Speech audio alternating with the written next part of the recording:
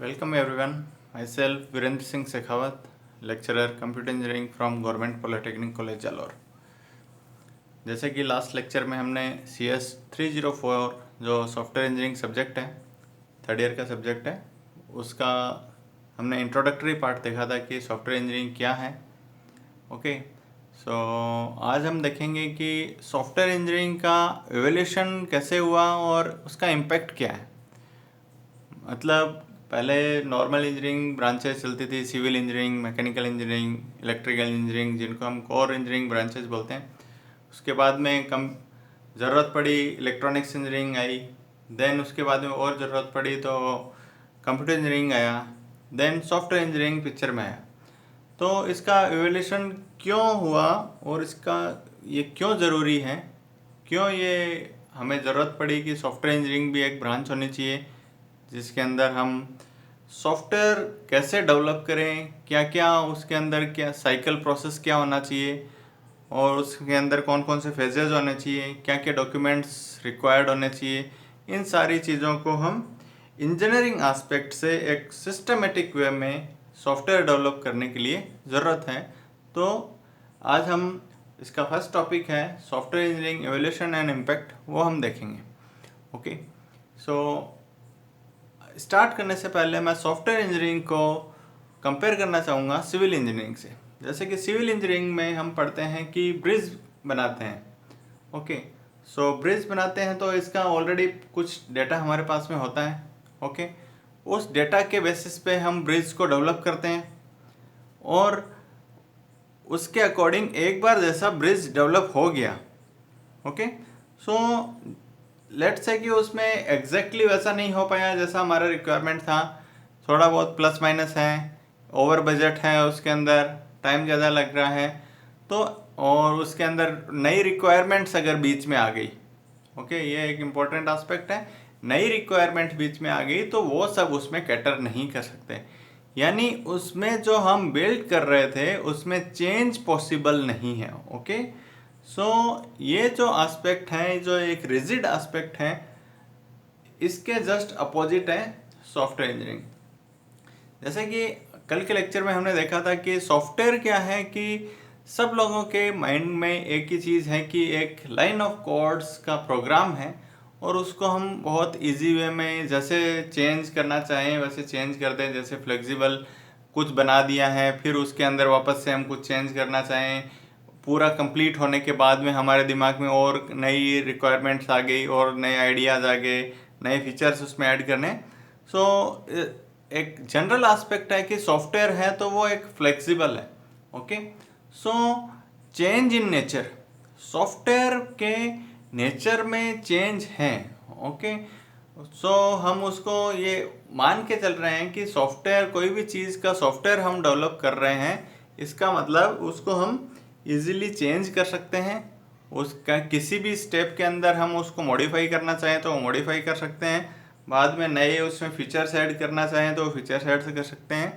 तो ये एक इसका इम्पोर्टेंट एस्पेक्ट है कि सॉफ्टवेयर है वो उसका नेचर में है चेंज एंड कॉम्प्लेक्सिटी। ये सॉफ्टवेयर, मैंने आपको बताया था कि सॉफ्टवेयर एक कुछ लाइन का कोड भी हो सकता है और कुछ 1000 लाइन ऑफ कोड भी एक सॉफ्टवेयर है।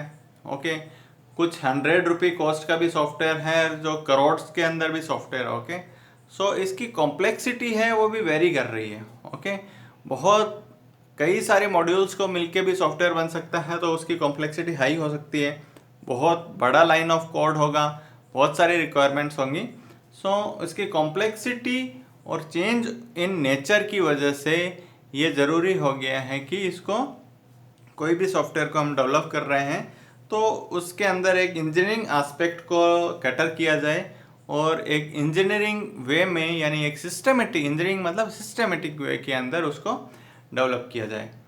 कोई भी सॉफ्टवेयर हम डेवलप कर रहे हैं तो ज़रूरी है कि एक बार स्टार्ट में हमें नहीं पता चलता है कि सारी, कस्टमर को भी नहीं पता चलता है कि सारी सारी चीज़ें उसमें कैटर हो गई या नहीं हो गई है।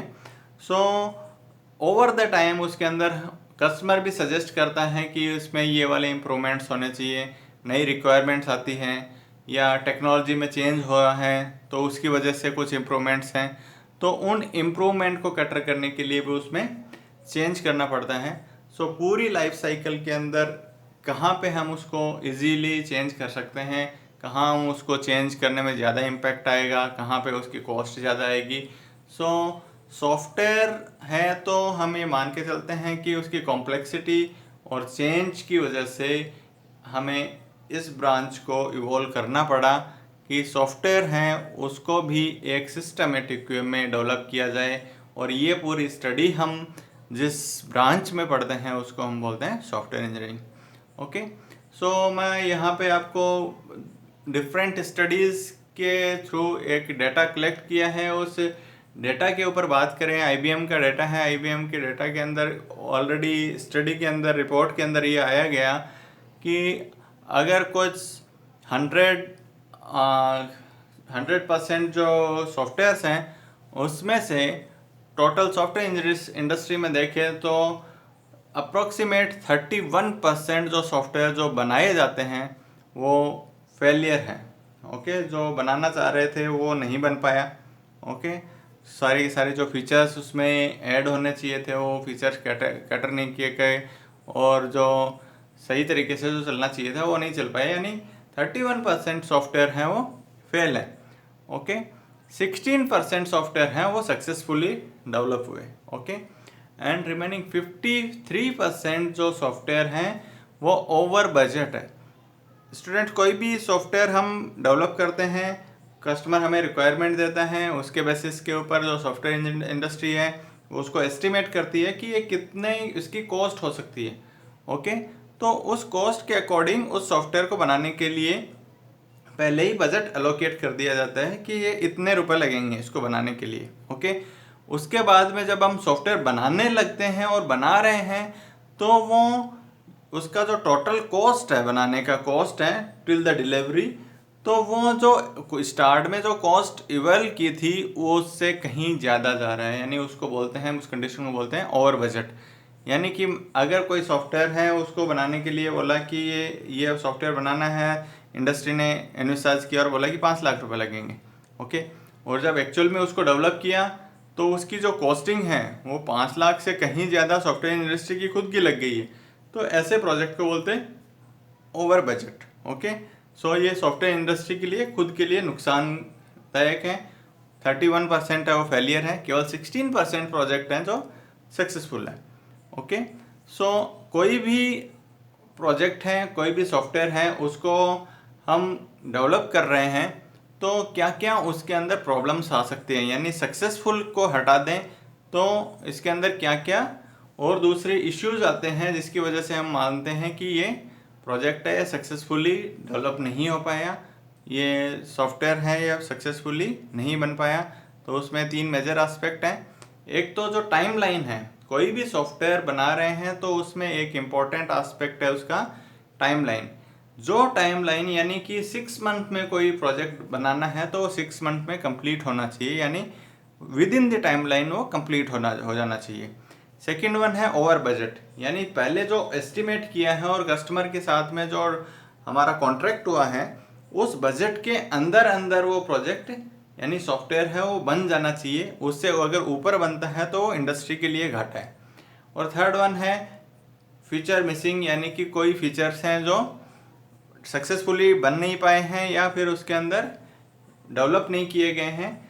तो ये सारी तीनों चीज़ें हैं, ये आती हैं कि जो सॉफ्टवेयर जो बनाया गया है वो सही तरीके से नहीं बना है, यानी सॉफ्टवेयर बनाया गया है वो फेल है।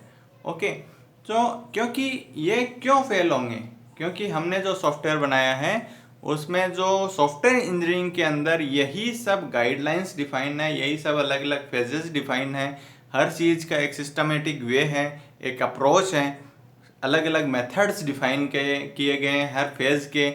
उन मेथड के अकॉर्डिंग अगर नहीं चलेंगे तो सॉफ्टवेयर कहीं ना कहीं इन तीनों चारों रीजन के अंदर लाई करेगा और जो सॉफ्टवेयर बनाना चाह रहे हैं वो सॉफ्टवेयर नहीं बनेगा और वो फेलियर कैटेगरी में आ जाएगा, यानी सक्सेसफुल नहीं होगा।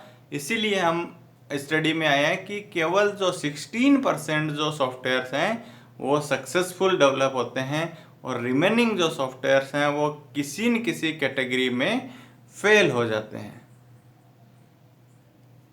इसके अंदर सॉफ्टवेयर इंजीनियरिंग एवोल्यूशन का एक और एस्पेक्ट है कि ओवर द ईयर्स अगर हम 1960 से लेके 1999 तक का डेटा देखें तो पहले जो आईसीज होती थी, कंप्यूटर्स होते थे, वो भी बहुत बड़े, हार्डवेयर जो पार्ट है उसका वो बहुत बड़े बड़े होते थे।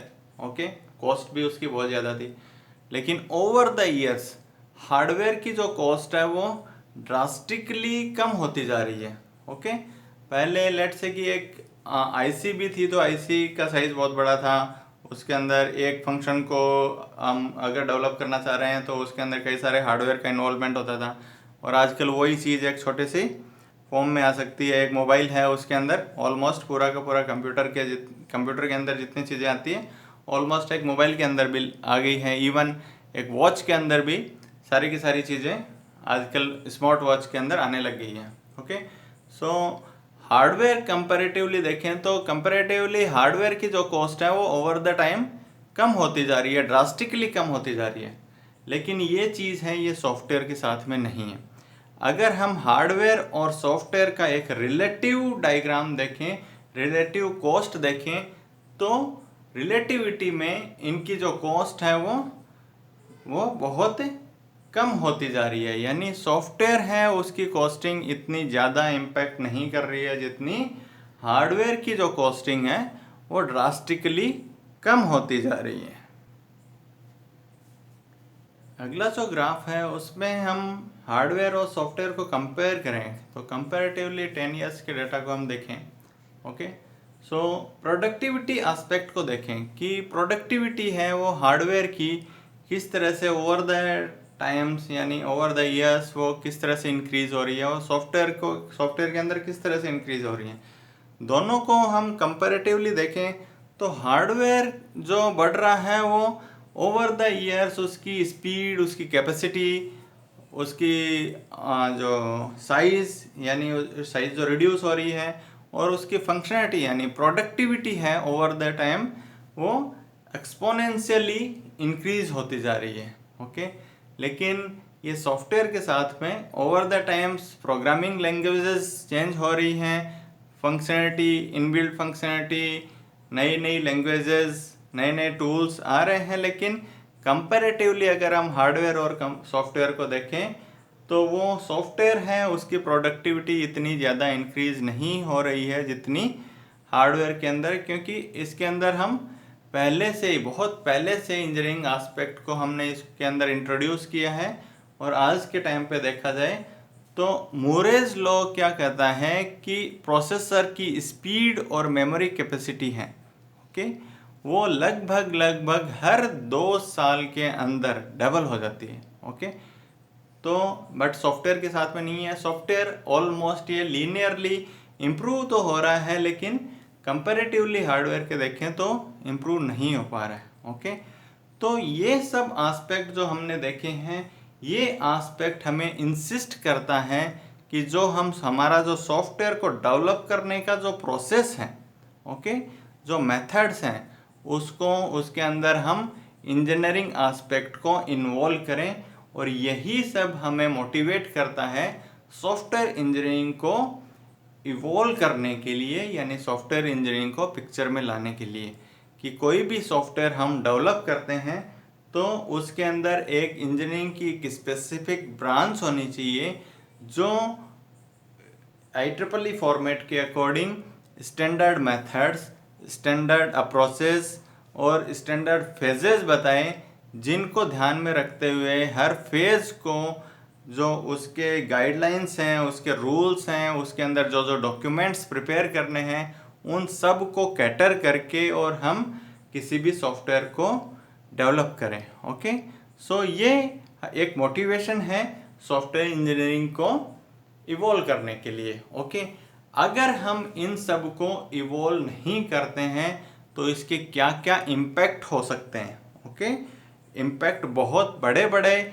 इम्पैक्ट हो सकते हैं, और इसके हमारे इस अब तक बहुत सॉफ्टवेयर इंडस्ट्री के अंदर, सॉफ्टवेयर की दुनिया के अंदर बहुत बड़े बड़े क्राइसिस आ चुके हैं। सो हमारा अगला टॉपिक जो 1.2 है वो सॉफ्टवेयर क्राइसिस के अंदर ही है, जिसके अंदर हम कुछ एग्जांपल्स देखेंगे, कुछ सॉफ्टवेयर क्राइसिस को देखेंगे जो बताता है कि एक सॉफ्टवेयर के अंदर एक छोटी सी मिस्टेक की वजह से कितना बड़ा क्राइसिस आ सकता है, कितनी बड़ी प्रॉब्लम हो सकती है, जिसका इम्पैक्ट बहुत ज़्यादा हो सकता है। So thank you very much. आज का टॉपिक आपने केयरफुली सुना। अगले हम टॉपिक 1.2 है, उसके अंदर हम देखेंगे कि सॉफ्टवेयर के अंदर अभी तक कौन कौन से मेजर क्राइसिस हुए हैं। Thank you.